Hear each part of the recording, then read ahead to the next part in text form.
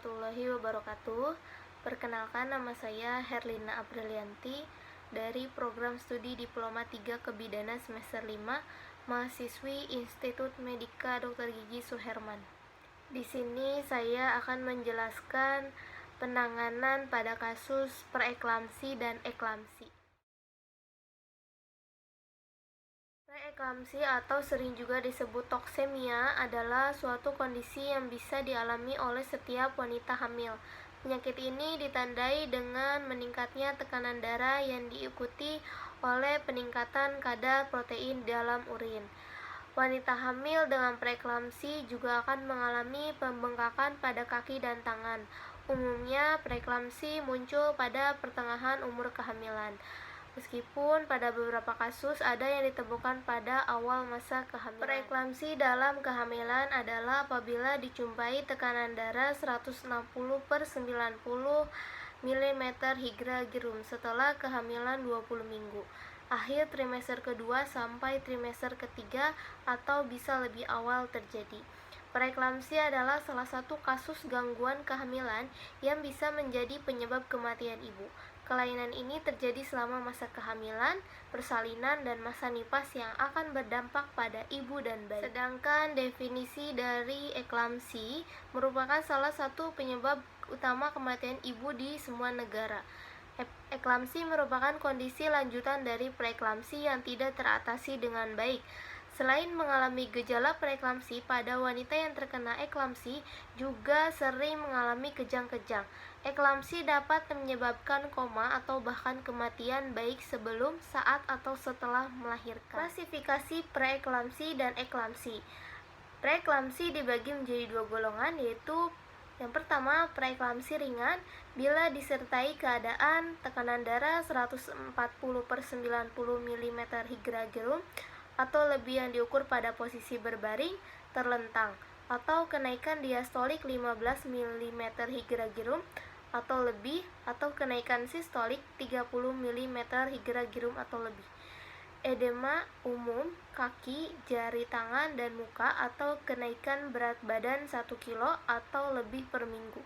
Protein urea kuantitatif 0,3 gram atau lebih per liter, kualitatif 1 positif 1 atau positif 2 pada urin kateter atau midstream. Preeklamsi berat bila disertai dengan keadaan tekanan darah 160/110 mm Hg atau lebih, protein urea 5 gram atau lebih per liter, oliguria yaitu jumlah urin kurang dari 500 cc per 24 jam, adanya gangguan cerebral, gangguan visus dan rasa nyeri di epigastrum atau nyeri ulu hati. Terdapat udem, paru, dan sianosis. Eklamsi menjadi 3 bagian berdasarkan waktu terjadinya eklamsi. Eklamsi gravidarum, kejadian 50% sampai 60%, serangan terjadi dalam keadaan hamil. Eklamsi parturentum, kejadian sekitar 30% sampai 50% saat sedang infartu. Batas dengan eklamsi gravidarum sukar ditentukan, terutama saat mulai infartu. Eklamsi puerperium, kejadian jarang 10%, terjadi serangan kejang atau koma setelah persalinan berakhir. Kejang-kejang pada eklamsi terdiri dari 4 tingkat. 1. Tingkat awal atau aura, tingkat kejang tektonik, tingkat kejang klonik, dan tingkat koma. Komplikasi preeklamsi dan eklamsi pada ibu.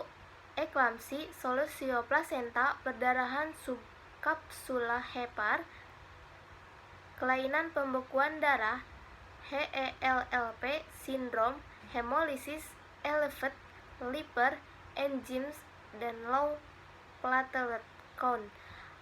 Kemudian ablasio retina, gagal jantung hingga shock dan kematian. Pada janin, terhambatnya pertumbuhan dalam uterus, prematur, asfiksia neonatorum, kematian dalam uterus, peningkatan angka kematian dan kesakitan penata-laksanaan preeklamsi. Untuk pencegahan, pemeriksaan antenatal teratur dan bermutu secara teliti mengenai tanda-tanda sedini mungkin preeklamsi ringan, lalu diberikan pengobatan yang cukup supaya penyakit tidak menjadi lebih berat. Harus selalu waspada terhadap kemungkinan terjadinya preeklamsi kalau ada faktor-faktor predisposisi. Berikan penerangan tentang manfaat istirahat dan tidur, ketenangan, dan pentingnya mengatur diet rendah garam, lemak, karbohidrat, tinggi protein, dan menjaga kenaikan berat badan yang berlebih. Tujuan utama penanganan adalah 1. Untuk mencegah terjadinya preeklamsi dan eklamsi. 2. Hendaknya janin lahir hidup. Yang ketiga, trauma pada janin seminimal mungkin. Penanganan preeklamsi berat, kehamilan kurang dari 37 minggu. Pada kasus di atas, janin belum menunjukkan tanda-tanda maturitas paru-paru dengan pemeriksaan Sheik dan rasio L atau S, maka penanganannya adalah sebagai berikut. Berikan suntikan sulfat magnesium dosis 8 gram secara IM intramuskular, kemudian disusul dengan injeksi tambahan 4 gram secara IM setiap 4 jam selama tidak ada kontraindikasi. Kemudian jika ada perbaikan jalannya penyakit, pemberian sulfat magnesium dapat diteruskan lagi selama 24 jam sampai dicapai kriteria preeklamsi ringan, kecuali jika ada kontraindikasi. Selanjutnya, wanita dirawat, diperiksa, dan janin monitor. Penimbangan berat badan seperti preeklamsi ringan sambil mengawasi timbul lagi gejala. Jika dengan terapi di atas tidak ada perbaikan, dilakukan terminasi kehamilan, induksi partus atau cara tindakan lain melihat keadaan ibu tersebut. Magnesium sulfat ditetapkan sebagai obat paling efektif untuk mengatasi kejang eklamsi. Alternatif 2. Dosis awal MgSO4 4 gram secara intravena sebagai larutan 40% selama 5 menit. Kemudian dosis pemeliharaan diikuti dengan MgSO4 40% 5 gram secara IM dengan 1 mili lignokain dalam semenit yang sama. Pasien akan merasa agak panas pada saat pemberian MgSO4. Sebelum pemberian MgSO4 ulangan, lakukan pemeriksaan frekuensi pernapasan minimal 16 kali per menit, refleks patella positif, urin minimal 30 ml per jam dalam 4 jam terakhir. Hentikan pemberian MgSO4 jika refleks patella negatif, bradypnea kurang dari 16 kali per menit pada pernapasan, urin kurang dari 30 ml per jam pada hari kedua. Lakukan antidotum jika terjadi henti nafas, bantu pernapasan dengan ventilator, berikan kalsium glukonat 1 gram 20 ml dalam rautan 10% secara IP perlahan-lahan sampai pernapasan mulai lagi. Ibu, kita lakukan penginfusan dulu ya Bu ya. Maaf ya. Dikepal Bu tangannya.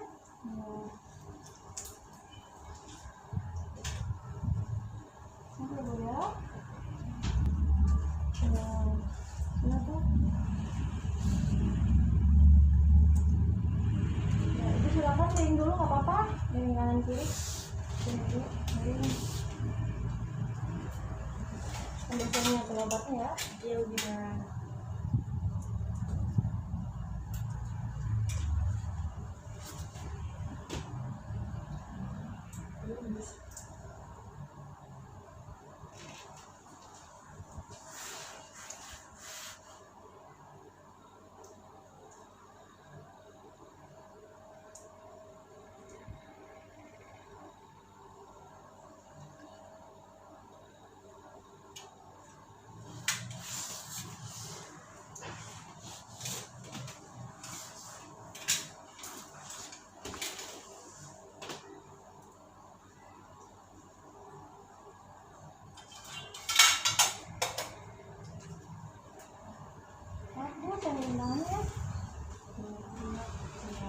Maaf Bu, ini saya akan menyuntikkan obatnya supaya menegakkan tensi ibu, supaya menjaga terjadinya kejang pada ibu juga ya, sehat ibu dan baik. Ini saya akan suntikan secara IP ya Bu ya, di seluruh infusan.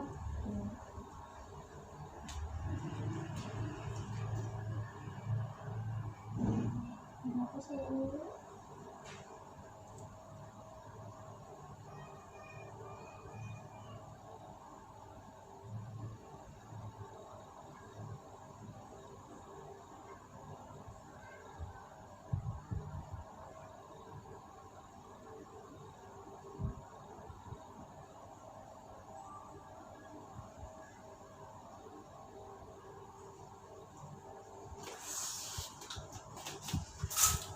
Sudah selesai Bu. Saya atur lagi ya. Ya, bidan. Nah, Ibu nanti 15 menit ini akan saya pantau bagaimana reaksinya. Ibu istirahat dulu ya Bu ya.